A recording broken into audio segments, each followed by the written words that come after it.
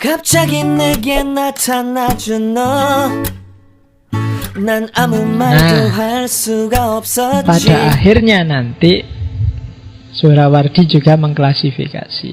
Dari cermatan saya, ada orang-orang yang dekat dengan Allah sehingga cahayanya terang, ada yang agak jauh dari Allah. Dan itu kategorinya di 5 jenis tauhid itu. Yang paling atas adalah yang paling jauh, dan yang paling bawah adalah yang paling dekat. Yang paling atas, la ilaha illallah. Ini tauhid kita, tauhidnya orang awam. Ya, ini agak panjang. Kalau ada waktu saya ingin mengulang Ghazali untuk ngajari gimana caranya jadi orang awam yang benar. Karena di antara para sufi dan filosof yang mengorbankan puncak ekstasenya kemudian turun ke wilayah awam itu Ghazali. Itu yang bikin kita lebih sreg baca buku-bukunya Ghazali, lebih nyambung kalau baca kitab-kitabnya Ghazali, karena Ghazali sendiri berusaha untuk nulis sesuai logikanya orang awam. Dan kalau Ghazali punya teori sendiri gimana caranya jadi orang awam yang baik. Oh, itu tidak gampang ya. Nggak banyak di antara kita yang ngerti. Kabeh pengen dadi kiai, pengen dadi wali, pengen levelnya tinggi. Sebenarnya kalau kita sudah sadar level kita itu ya awam. Cuma gimana caranya kita jadi awam yang baik itu harus belajar juga. Nanti kita pakai Ghazali. Kalau di Suhrawardi, la ilaha illallah itu tauhidnya awam. Tiada Tuhan selain Allah. Di atas itu ada la ilaha illahu. Sudah nggak pakai lagi konsep Allah. Karena Allah itu identitas, itu konsep. Kristen juga pakai Allah, meskipun sama orang Malaysia dilarang. Banyak agama juga pakai istilah yang deket-deket sama istilah Allah. Pakai ilah, pakai Yahweh, pakai sebenarnya secara bahasa deket. Ketika masih pakai Allah itu berarti masih konseptual, masih sangat jauh. Agak lebih dekat kalau la ilaha illahu. Tidak ada Tuhan selain dia. Dia pokoknya dia itu tidak terkatakan zatnya. La ilaha illahu. Tidak ada Tuhan selain dia. Tidak lagi Allah. Karena begitu saya ngomong Allah kan yang muncul di kepalamu konsepmu sendiri tentang Allah.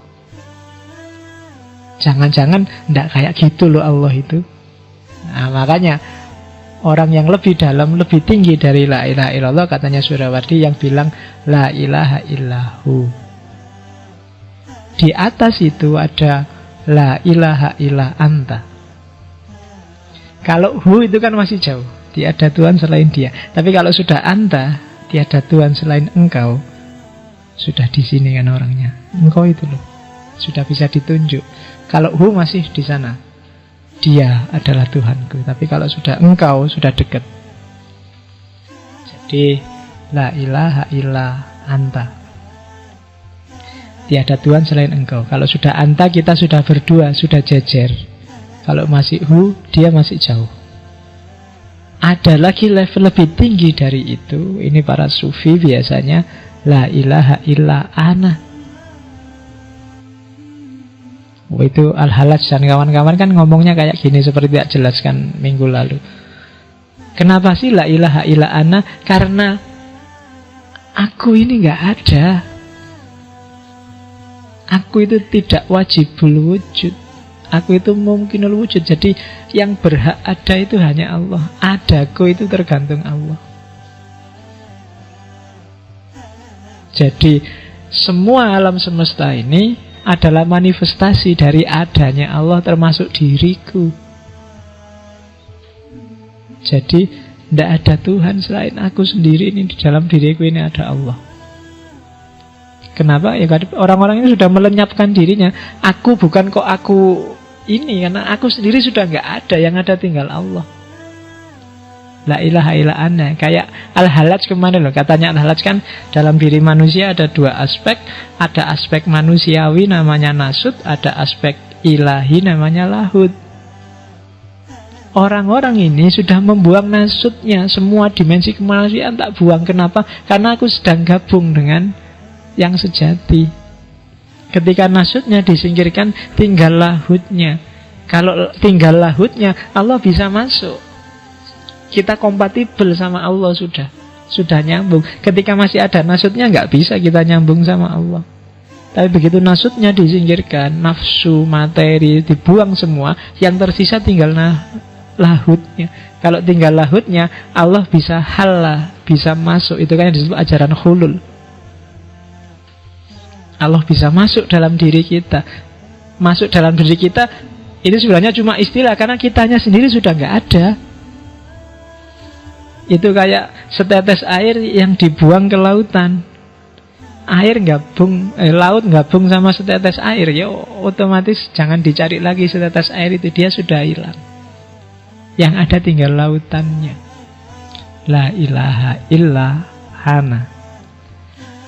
Cuma yang ini kalau kedengaran ahli fikih, nah kamu bisa dituduh murtad, dituduh kafir. Dan itu yang terjadi pada para sufi. Ya kalau Al-Halaj kan nanti punya murid Siti Jenar ya nasibnya sama kayak gurunya di Indonesia, dihukum mati. Tapi di atas la ilaha illa ana adalah tidak ngomong apa-apa. Sudah habis, sudah hilang semua, sudah. Tidak ada engkau, tidak ada aku, tidak ada dia, selesai. Sudah lebur semuanya dalam eksistensi Tuhan. Itu jadi puncaknya justru diam. Sudah tidak bisa lagi diomongkan dan tidak mau ngomong apa-apa lagi. Sudah selesai dengan kata-kata, selesai dengan logika, selesai dengan bahasa.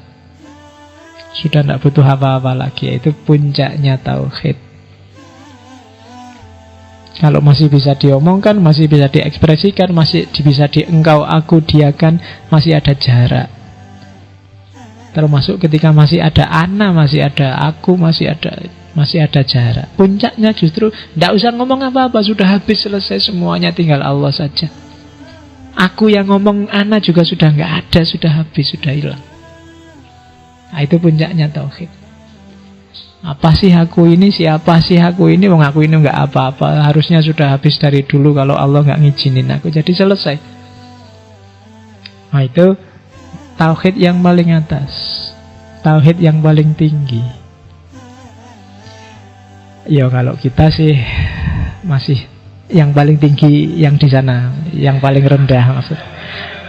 Bukan yang paling tinggi di sini, jadi masih la ilaha illallah. Karena dalam prakteknya ya mayoritas di dunia Islam ya la ilaha illallah yang itu. Kita aja belum. Karena kita masih secara konseptual ya kita masih jauh sama Allah. Kan ada guyonannya gitu kan, agama Islam itu adalah agama yang paling jauh sama Tuhannya. Yang lebih dekat dibandingkan Islam itu orang Hindu. Kalau orang Hindu itu lebih dekat karena Tuhannya dipanggil Om. Om itu lebih dekat. Tapi kalah dekat sama orang Kristen. Kalau Kristen Tuhannya dipanggil Bapak. Kalau Hindu Om, kalau orang Kristen Bapak. Orang Islam paling jauh. Kenapa paling jauh? Karena manggil Tuhannya aja pakai speaker keras-keras tiap hari 5 kali. Iya, jadi keras manggilnya, jadi harus orang sak kota kedengaran karena Tuhannya jauh.